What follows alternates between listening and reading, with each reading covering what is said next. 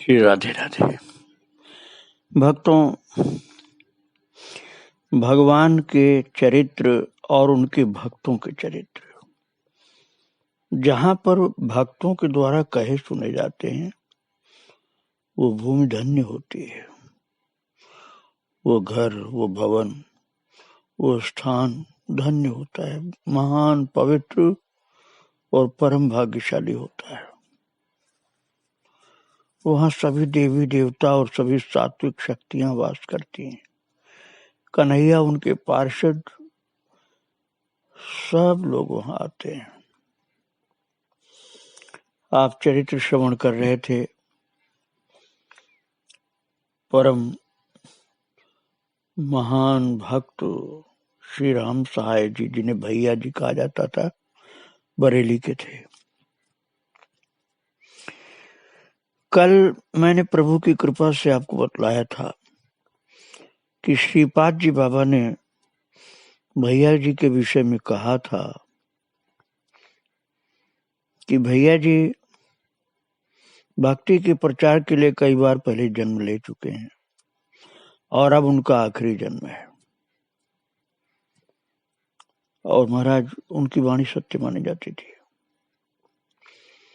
उन्हीं की बात मैं आपको सुना रहा था, भैया जी की बात, बरेली में किस तरह से भक्ति का प्रचार उनका प्रारंभ हुआ था।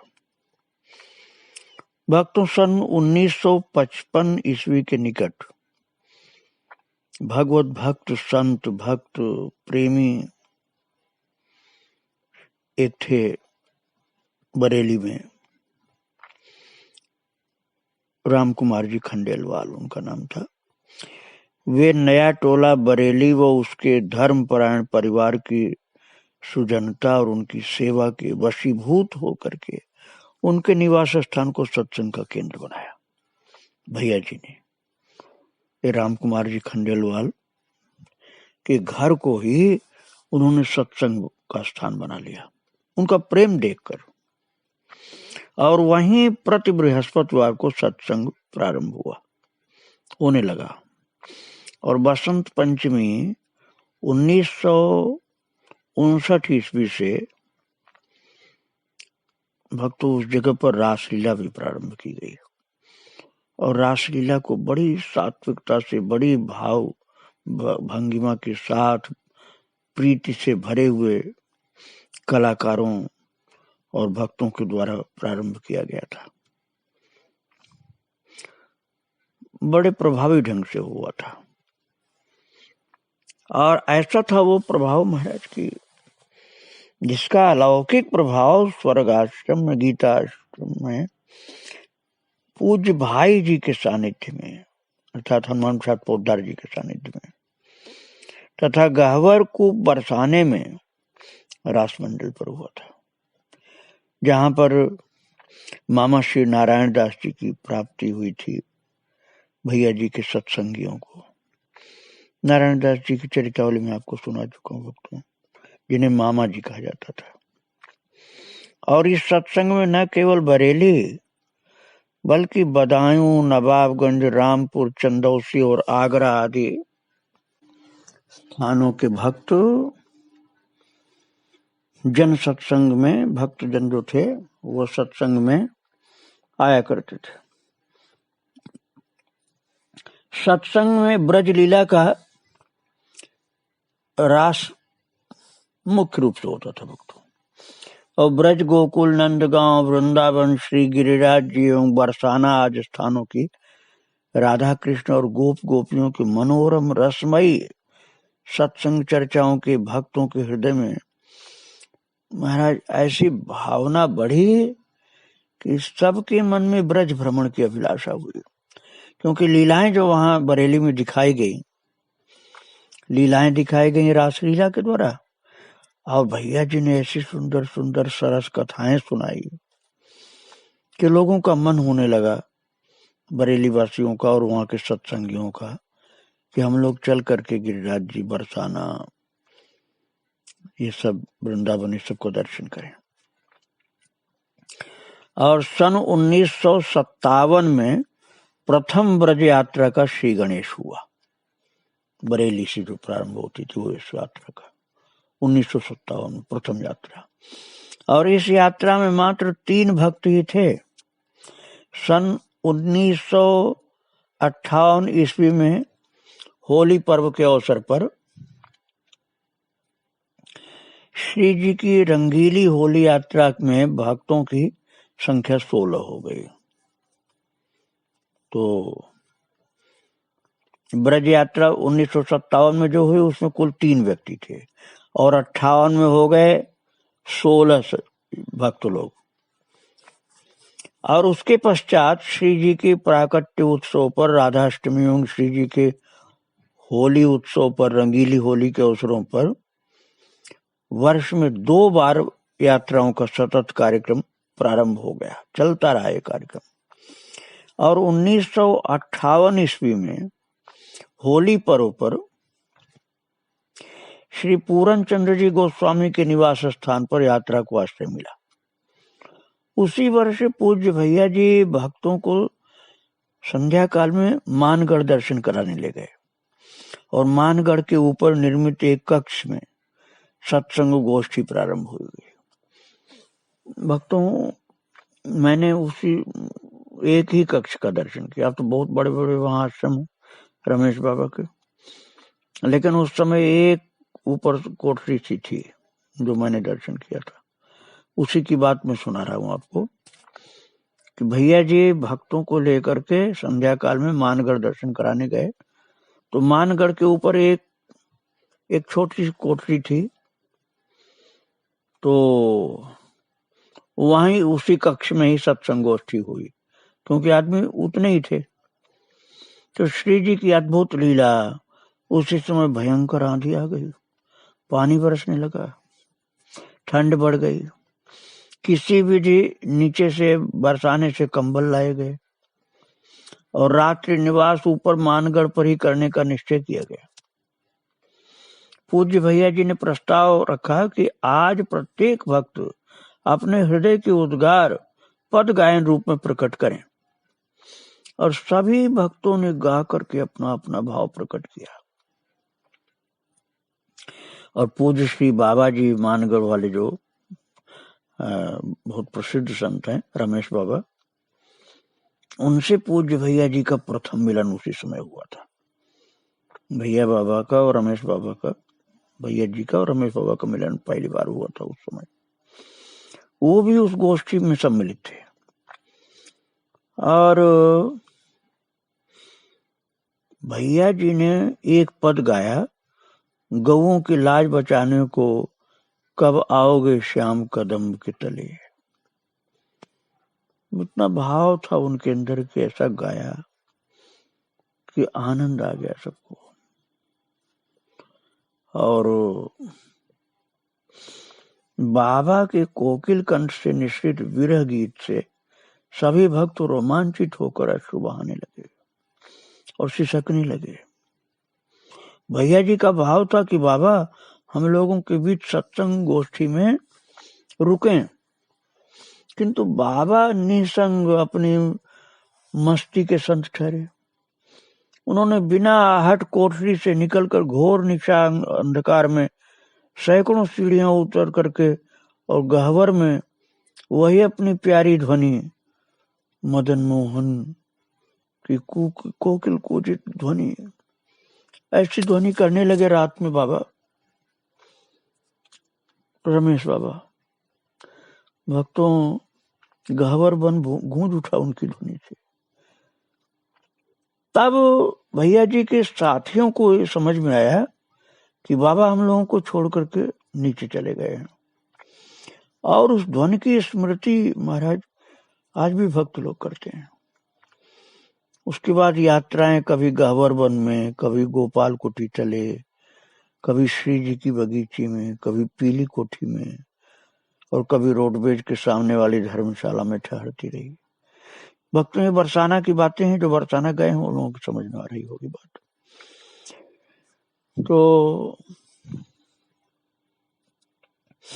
जब यात्रा में भक्तों की संख्या अधिक बढ़ गई, तब भक्तों की सुविधा को दृष्टि में रख करके यात्रा पीली पोखर धर्मशाला जिसका निर्माण एवं संरक्षण सेठ श्री हरगोलाल जी, जो हरगोलाल जी का वृंदावन में बहुत कुछ है ना, बिहारी जी का बगीचा है, टीबी अस्पताल है, पंचायती गौशाला है।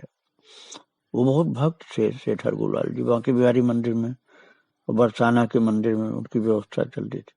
बरसाना में 15 दिन की भागवत कथा प्रभु ने मुझसे करवाई थी।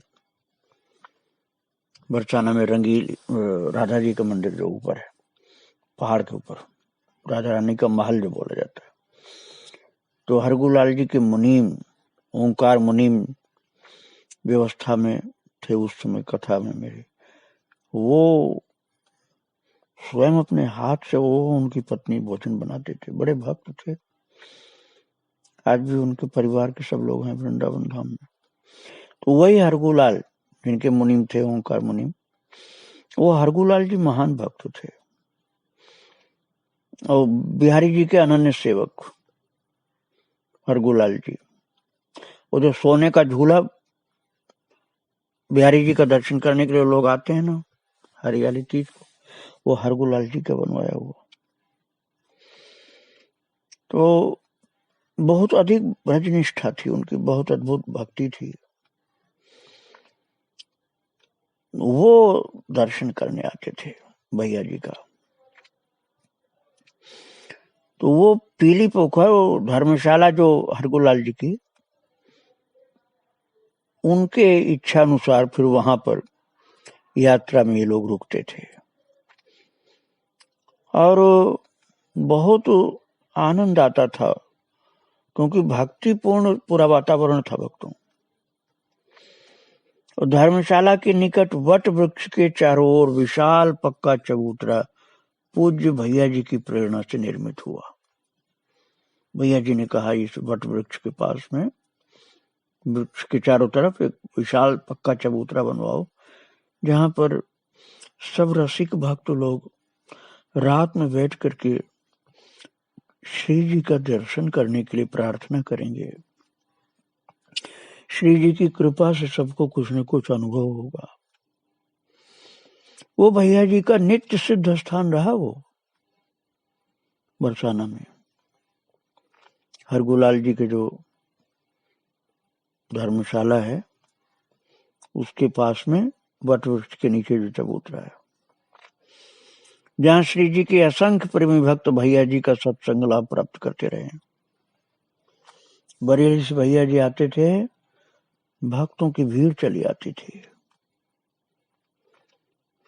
और पूज्यपाद श्री नारायण दास जी भक्तमाली, जिन्हें मामा जी कहा जाता था, मामा जी का मेरा भी साथ रहा उनकी कृपा से, प्रभु की कृपा से। बहुत प्रेमी संत थे वो, मुझसे भी सुनते थे प्रवचन।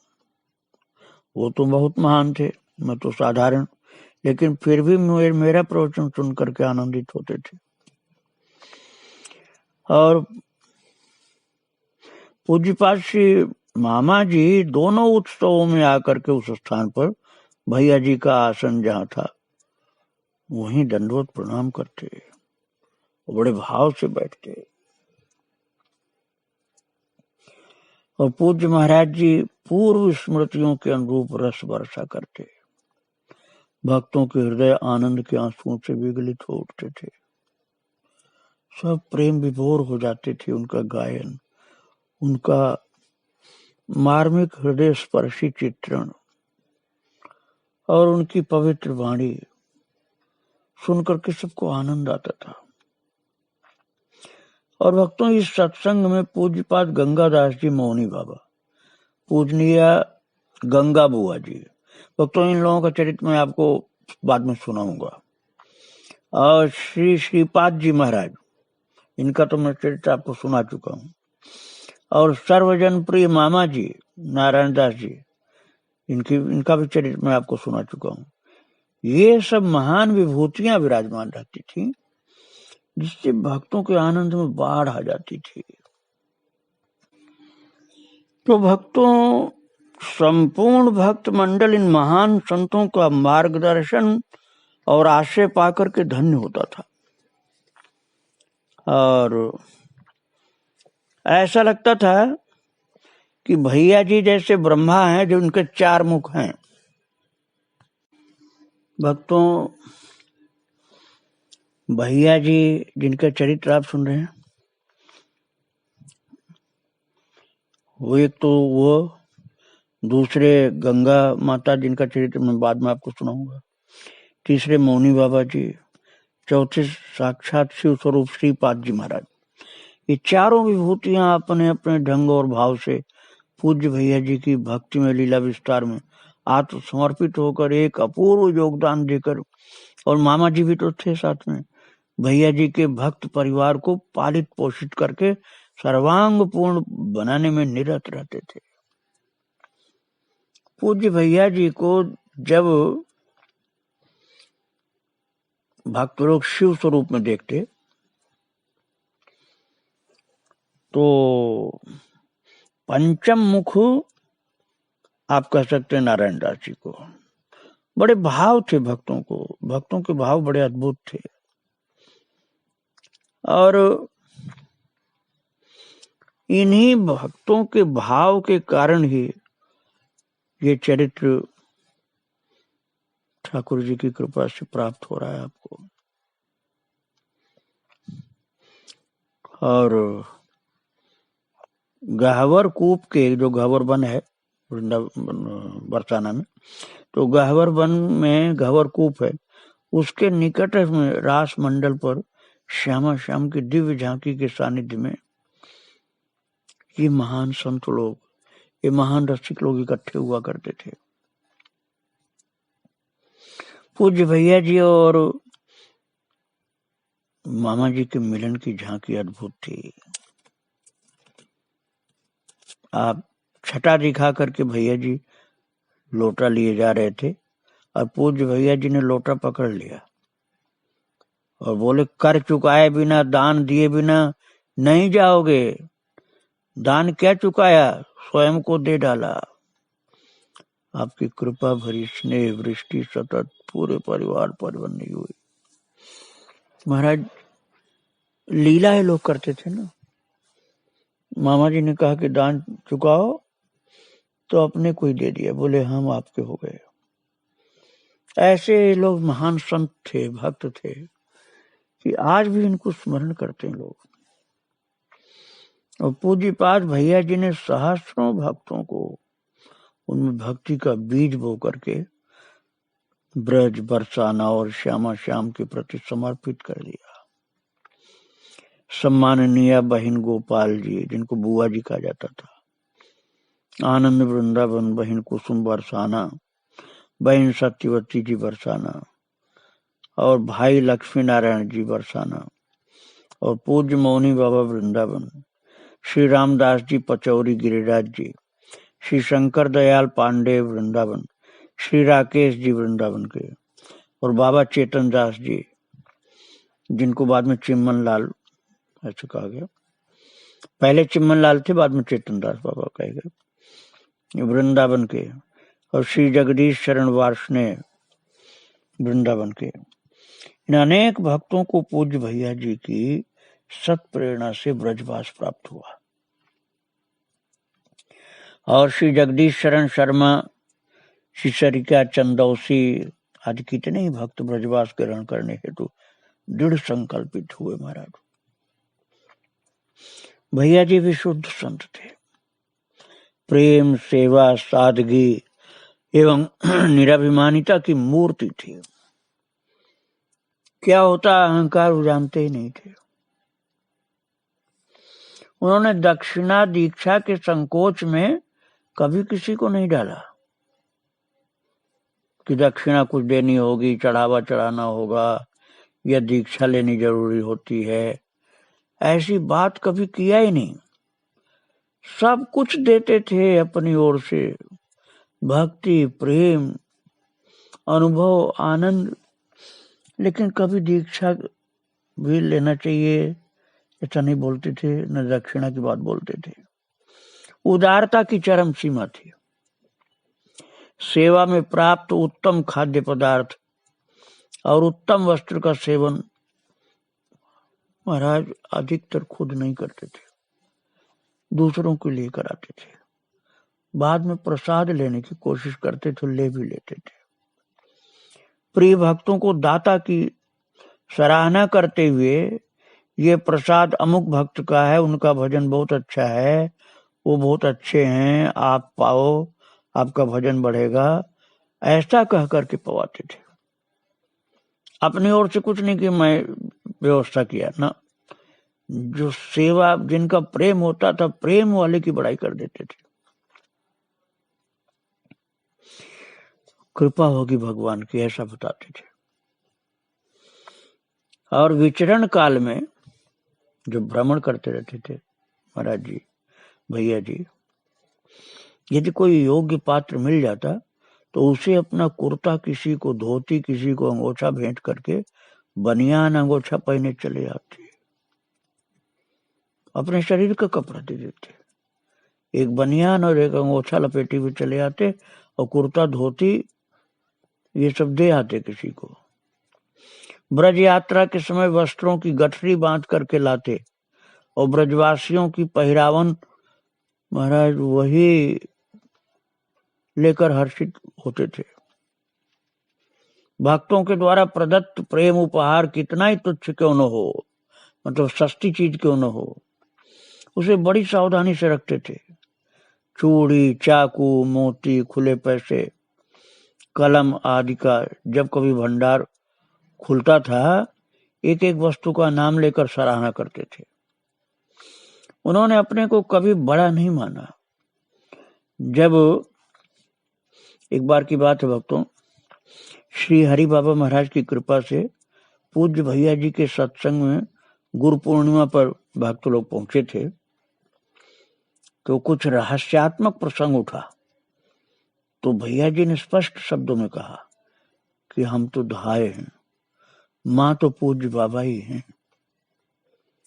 उन्होंने कहा कि मैं माँ नहीं, हरि बाबा माँ है, उनके अंदर सब कुछ है, मैं तो धाय हूं, ऐसे बताया उन्होंने। माँ तो पूज्य बाबा ही हैं, उन्होंने गुरु बनना या गुरु दीक्षा देना स्वीकार नहीं किया। जो महापुरुष मिलते थे उन्हीं की बड़ाई करते थे, अपने को तो इतना छोटे मानते थे, बताते थे कि उनसे कोई कहे ही नहीं कि आप कृपा करिए मेरे ऊपर। और जब कंठी का प्रश्न आया तो ठाकुर जी की प्रसादी माला 5 भक्तों का हाथ मिला करके कंठ में डाल दिया। 5 भक्त लोग हाथ लगाओ, भगवान की प्रसादी माला इनके गले में डालो। यही भाव प्रकट किया कि अपने तो भैया हैं, और भैया जी सबसे बहन भैया का नाता मानते रहे। ऐसे महान पुरुष थे भैया जी। उनके आगे का चरित्र में उनका और आपको फिर सुनाऊंगा। आज यही प्रणाम करके विश्राम दे रहा हूँ, विराम दे रहा हूँ। श्री राधे राधे, जय श्री राधे।